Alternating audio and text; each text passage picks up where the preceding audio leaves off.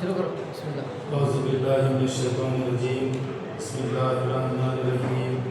واللہ الذی لا الہ الا هو عالم الغیب والشہادۃ هو الرحمن الرحیم. واللہ الذی لا الہ الا هو الملک القدوس السلام المؤمن المہیمن عزیز الجبار المتکبر. سبحان اللہ عما یشرکون. واللہ خالق الباری مصور له اسماء الحسنى یسبح له ما فی السماوات والارض وهو العزیز الحکیم. صدق اللہ العظیم. ورحمۃ اللہ وبرکاتہ. وعلیکم السلام. نعت قبل پڑھنے سے قبل آئیے ہم سب مل کر نبی اور آل نبی صلی اللہ علیہ وسلم کی بارگاہ اقدس عالیہ میں درود شریف کا نذرانہ عقیدت پیش کریں. اللہم صلی علی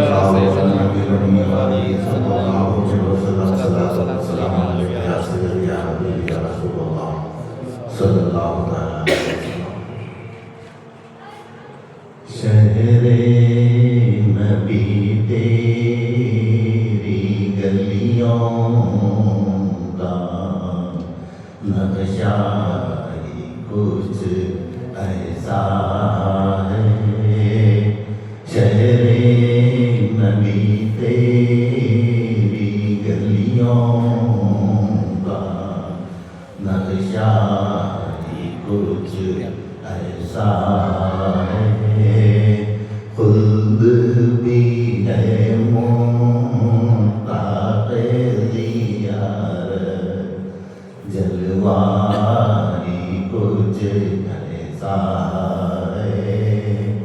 شہر نبی تیری گلیوں کا دل کو سکون دے آنکھ کو ٹھنڈک روزہ ہی کچھ ایسا ہے. دل کو سکون دے آنکھ کو ٹھنڈک روزہ ہی کچھ ایسا ہے. فرش زمین پر عرش بری ہو لگتا ہی کچھ ایسا ہے. فرش زمین پر عرش بری ہو لگتا ہی کچھ ایسا ہے. ان کے در پر ایسا جھوکا دل اٹھنے کا اب ہوش نہیں. ان کے در پر ایسا جھوکا دل اٹھنے کا اب ہوش نہیں. اہل شریعت ہیں سجدے میں سجدہ ہی کچھ ایسا ہے. اہل شریعت ہیں سجدے میں سجدہ ہی کچھ ایسا ہے. لوح قلم یا عرش بری ہو سب ہیں اس کے سائے میں. لوح قلم یا عرش بری ہو سب ہیں اس کے سائے میں. میرے بے سایہ آقا کا سایہ ہی کچھ ایسا ہے. میرے بے سایہ آقا کا سایہ ہی کچھ ایسا ہے سب تے نبی پشتے نبی پر اور سجدے کی حالت ہے سبتے نبی ہے پشتے نبی پر اور سجدے کی حالت ہے آقا نے تسبیح بڑھا دی بیٹا ہی کچھ ایسا ہے آقا نے تسبیح بڑھا دی بیٹا ہی کچھ ایسا ہے عرش مولا سر پر اٹھائے تائر سدرا آنکھ لگائے عرش مولا سر پر اٹھائے تائر سدرا آنکھ لگائے پتھر بھی قسمت چمکائے تلوار کچھ ایسا ہے پتھر بھی قسمت چمکائے تلوار کچھ ایسا ہے رب کے سوا دیکھا نہ کسی نے فرشی ہو یا عرشی ہو رب کے سوا دیکھا نہ کسی نے فرشی ہو یا عرشی ان کی حقیقت کے چہرے پر پردہ ہی کچھ ایسا ہے ان کی حقیقت کے چہرے پر پردہ ہی کچھ ایسا ہے تاج کو اپنے کاسا بنا کر حاضر ہیں شان جہاں تاج کو اپنے کاسا بنا کر حاضر ہیں شان جہاں ان کی ادائی کچھ ایسی ہے صدقہ کچھ ایسا ہے ان کی ادائی کچھ ایسی ہے صدقہ کچھ ایسا ہے ہم ہیں ہم جمشید و سکندر اس میں کیا حیرانی ہے ہم ہیں جمشید و سکندر اس میں کیا حیرانی ہے ان کے غلاموں کا اے اختر رتبہ کچھ ایسا ہے شہر نبی تیری گلیوں کا نقشہ کچھ ایسا ہے خلد بھی ہے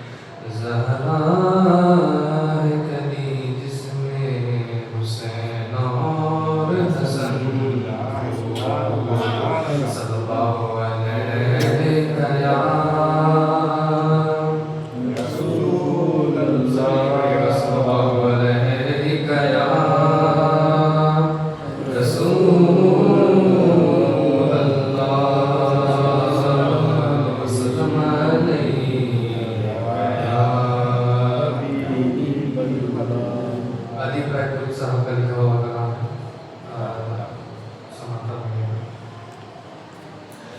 آیا نہ ہوگا اس طرح حسن و شباب ریت پر،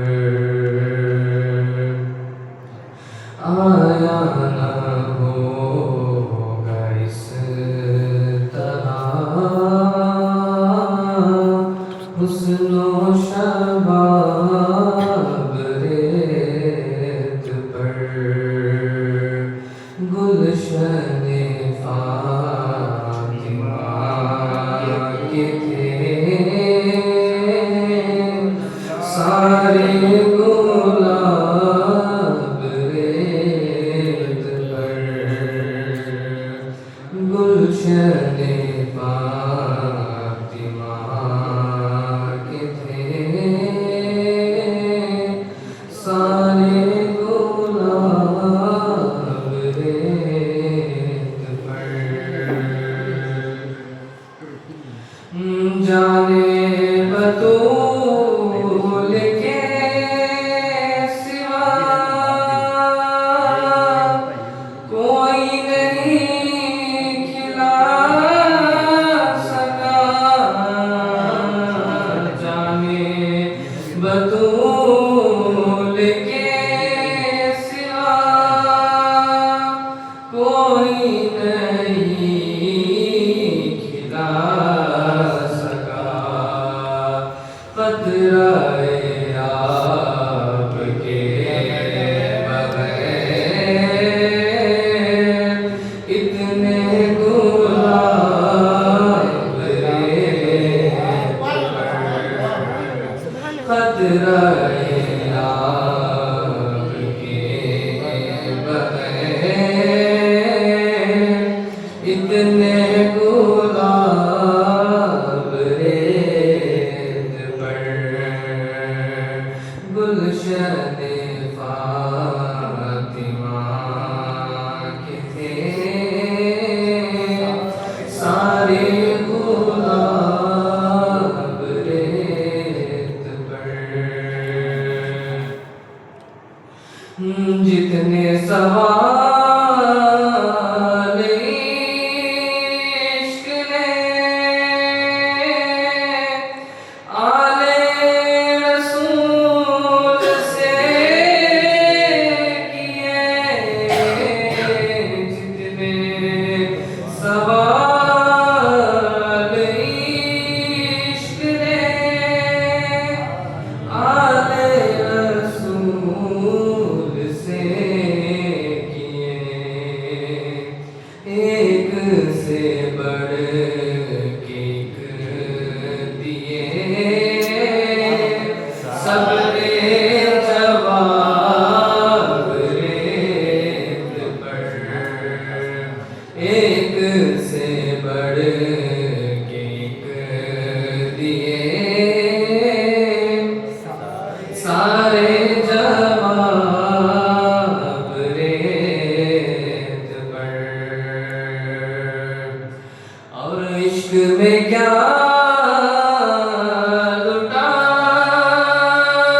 لٹائیے، عشق میں کیا بچائیے، عشق میں کیا لٹائیے، عشق میں کیا بچائیے،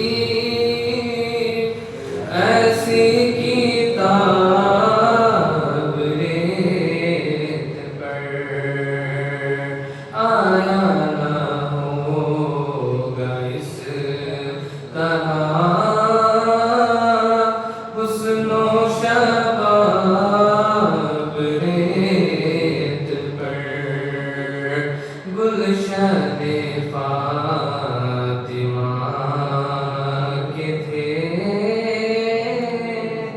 سارے گلاب ریت پر. وعلیکم السلام ورحمۃ اللہ.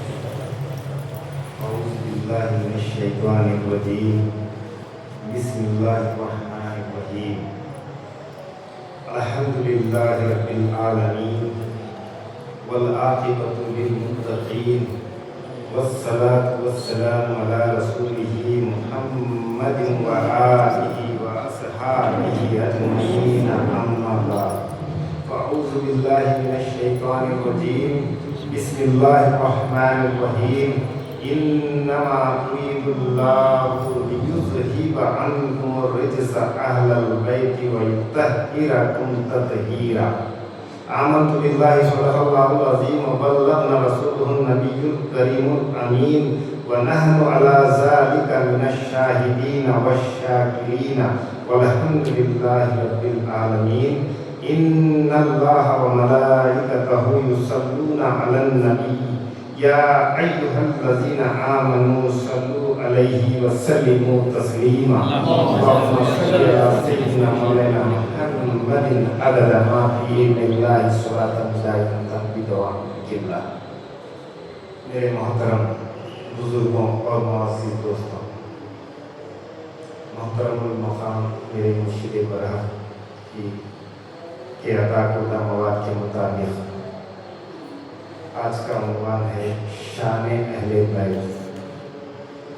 قرآن کریم کی جو آیت تلاوت کی ہے اس کا ترجمہ یہ ہے: انما یرید اللہ لیذہب عنکم الرجس اہل البیت ویطہرکم تطہیرا. اے نبی کے گھر والوں، بس خدا یہی چاہتا ہے پلیدی کو تم سے دور فرمائے اور تمہیں خوب پاک اور صاف کر دے.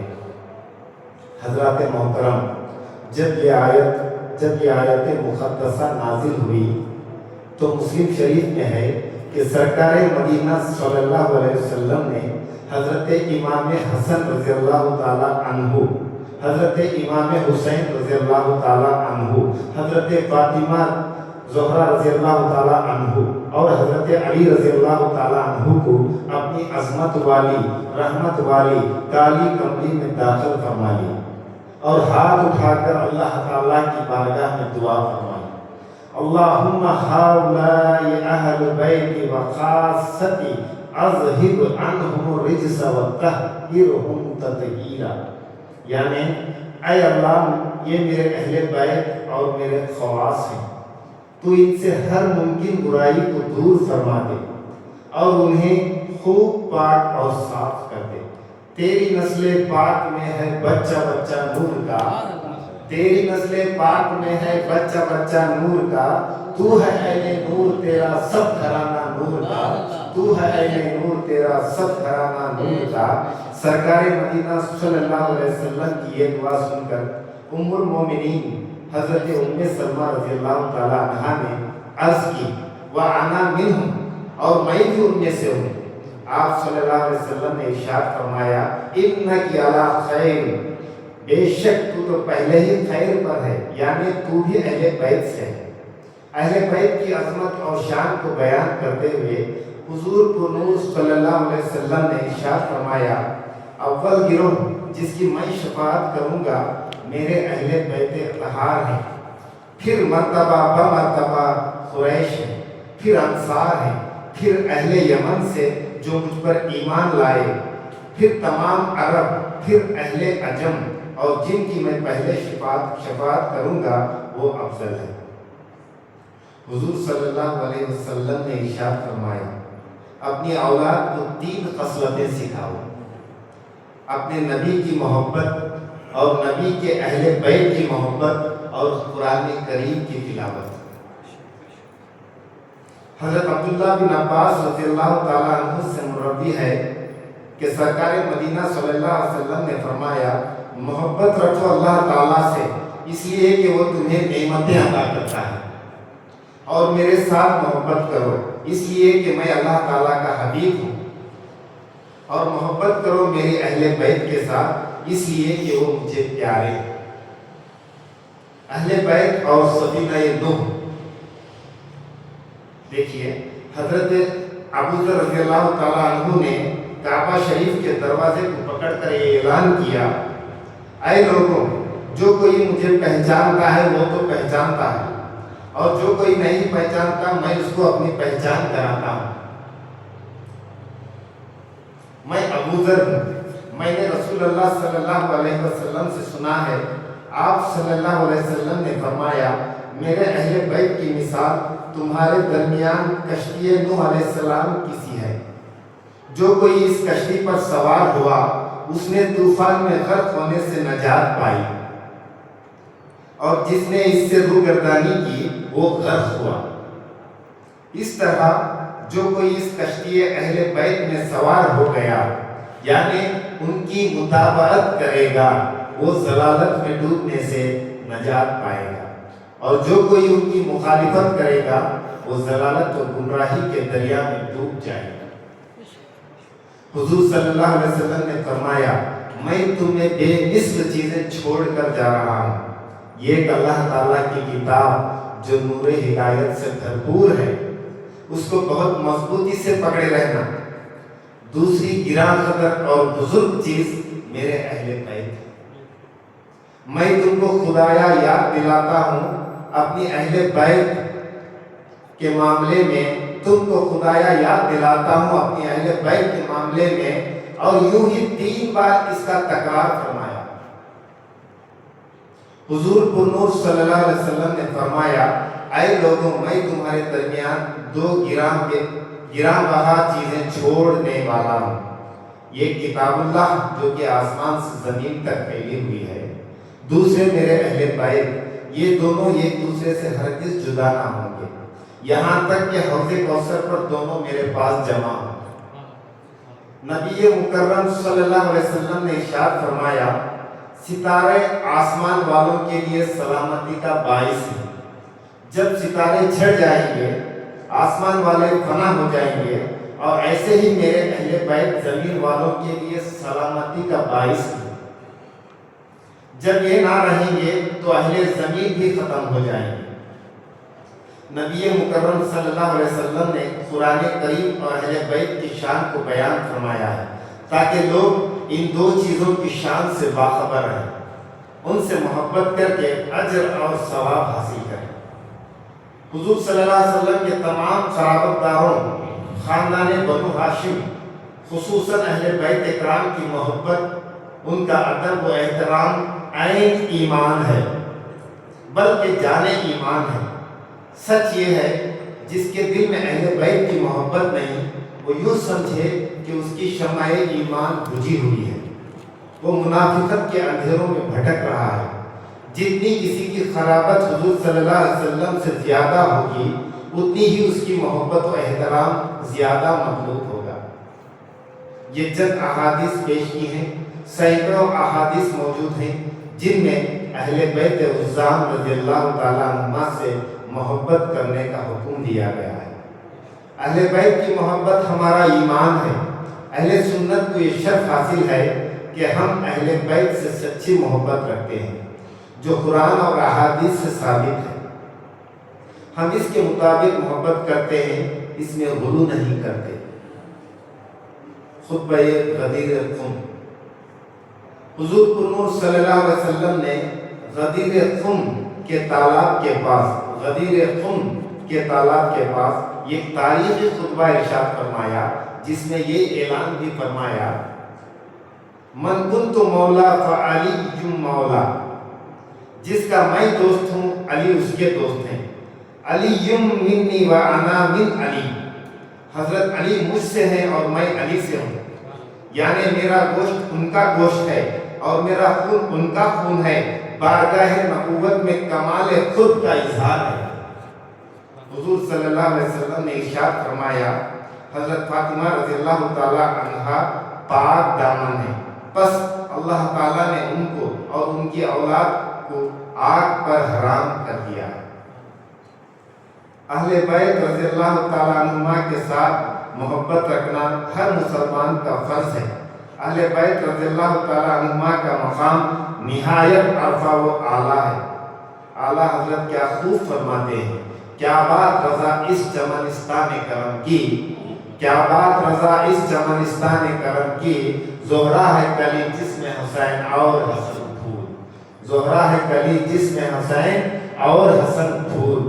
فاطمہ رضی اللہ تعالیٰ عنہا جنتی عورتوں کی سردار ہے۔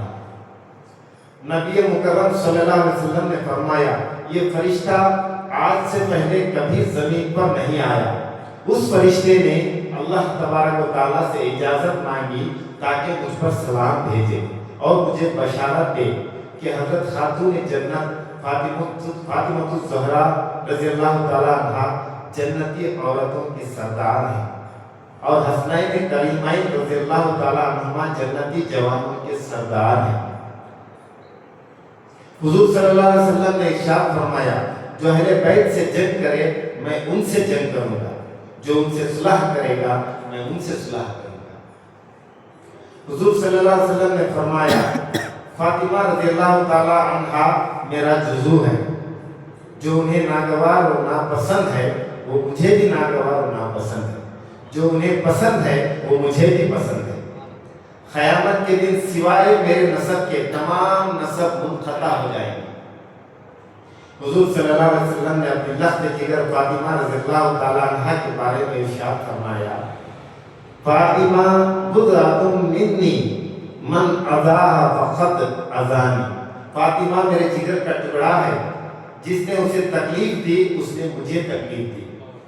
ام المومنین حضرت عائشہ صدیقہ رضی اللہ تعالیٰ عنہا فرماتی ہیں، حضور اکرم صلی اللہ علیہ وسلم جب سیدہ فاطمہ رضی اللہ تعالیٰ عنہا کو آتے ہوئے دیکھتے تو خوش آمدید کہتے، پھر ان کی خاطر کھڑے ہو جاتے، انہیں بوسہ دیتے، ان کا ہاتھ پکڑ لاتے اور انہیں اپنی پشت پر بٹھا لیتے۔ اور جب حضرت فاطمہ الزہرا رضی اللہ تعالیٰ عنہا حضور اکرم صلی اللہ علیہ وسلم کو اپنی طرف تشریف لاتے ہوئے دیکھتی تو خوش آمدید کہتی، پھر کھڑی ہو جاتی اور آپ صلی اللہ علیہ وسلم کو بوسہ دیتی۔